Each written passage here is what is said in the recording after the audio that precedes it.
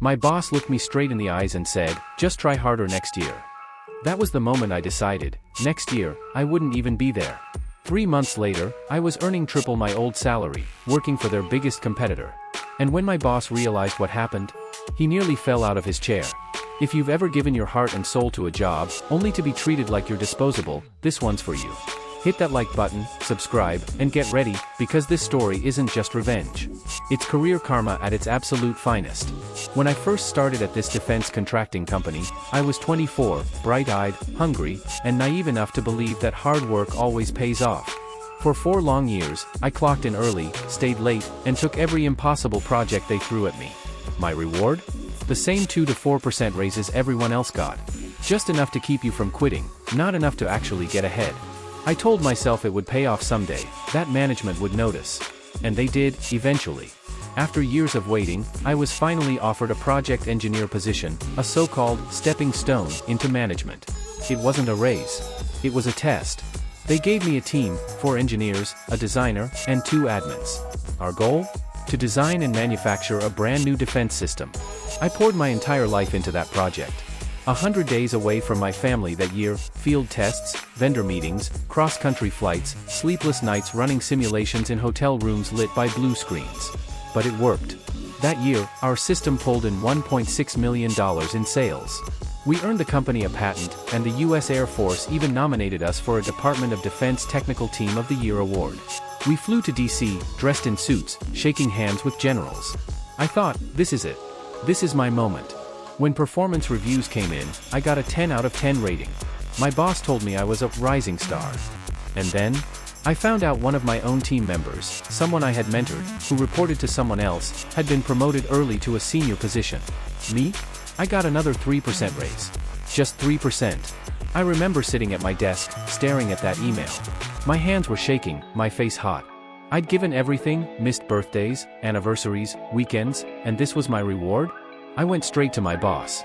Me, why was my team member promoted and not me? Boss, shrugs, he shouldn't have been, honestly. But I'm not his manager. You, just keep working hard, and maybe next year. Maybe next year. That phrase broke something inside me. The next day, I walked into the office, and for the first time in years, I felt free. No more 12-hour days. No more unpaid weekends. No more sacrificing my sanity for people who saw me as a cog. I started leaving on time. Stopped volunteering for extra travel. Used every vacation day, every sick day, every Friday I could. My coworkers thought I was burning out. Truth was, I was waking up. And the best part? My mental health skyrocketed. But I wasn't done. Because if the company wouldn't invest in me, I'd invest in myself. Scene 5, the setup, revenge planning. They had this little-known education budget, money that employees could use for extra classes. Most people ignored it. Not me.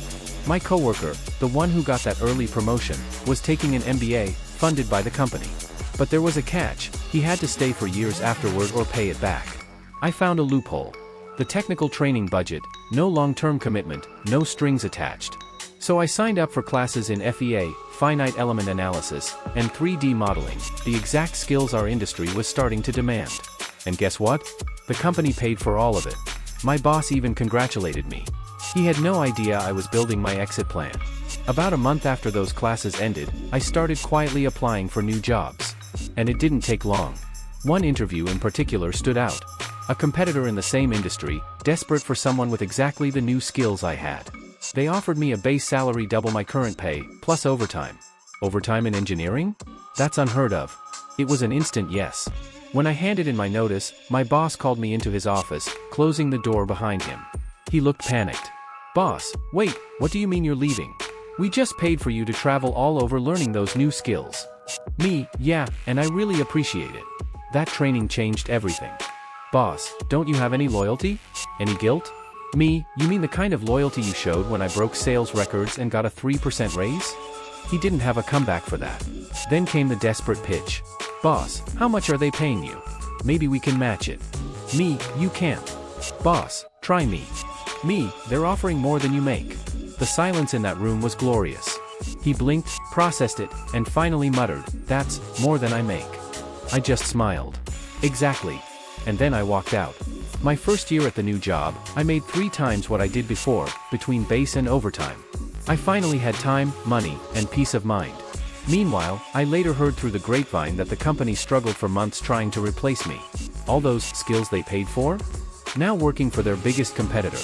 They basically funded my revenge. Sometimes, revenge doesn't have to be loud or messy. Sometimes it's just walking away, and letting your success speak for itself. The sweetest part? Knowing that somewhere, my old boss still has to explain to upper management why his rising star left, right after he told me to try again next year. You can't build loyalty on empty promises. When people show you what you're worth to them, believe them. Then go find someone who sees your value before it's proven. If this story gave you chills, smash that like button and tell me in the comments. What's the most satisfying revenge you've ever witnessed at work? And of course, subscribe for more stories of justice, karma, and sweet, sweet payback. Because sometimes, the best revenge is success.